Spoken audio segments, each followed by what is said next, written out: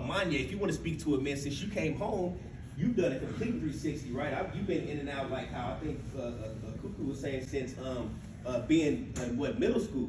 You know what I'm saying? So from there, talk about how you was able to transition. What was it for you? Because it sounds like for each person, it may hit them a little bit differently, as we talked about a little bit more. Yeah.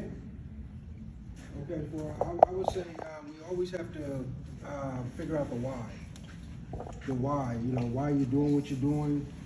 And then, especially when you're advocating something like peace, and you're talking to active gang members who value the culture, value putting in work, value trying to chase up my status. And so the whole gang culture is built on putting in work for majority of the gangs. Some gangs may have different objectives. But so if you have a gang that is known for putting in work, building up reputation for being ruthless, for being dangerous, and that's what you admire, that's what you strive to be every day. That's what your identity is from a little preteens. And then you try to strip that away, this identity. You have people try to strip it away and say, hey, you can't do this no more, this is not good. When this is all I ever knew. This is all I ever wanted to be. This is all I ever seen, this is all I ever admired. All I know is saying blood, right? And so then if you want to reach me, you're not gonna be able to reach me by stripping away something that I value, or by saying, you sound foolish by saying blood, when I value that word blood.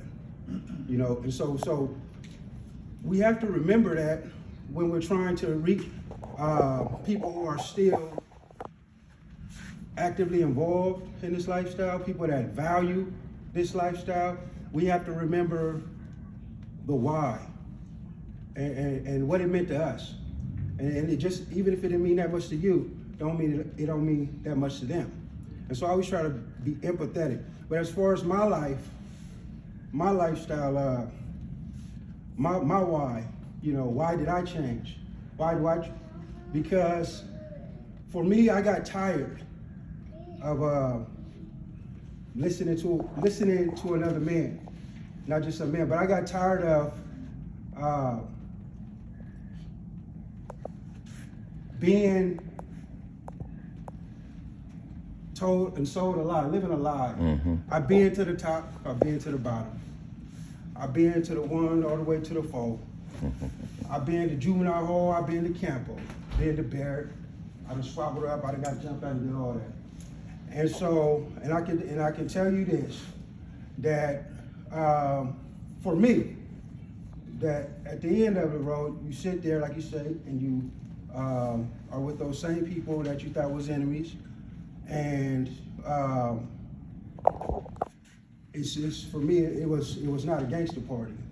It was not what I thought it to be. It wasn't honorable, and then in fact, with all humility, but then I remember I was the only one keeping it G. I felt like I was the only one keeping it G. I was the only one. I was the only one that was keeping it that hard. I was the only one full throttle. Everybody else was half stepping, and that's it. And then so when you have that, when you live that, and you say everything I lived for was a lie, everything I was chasing, everything I valued was BS, and then you have to remake yourself. You have to, that's one of the hardest things I had to do. One of the hardest things I'm doing.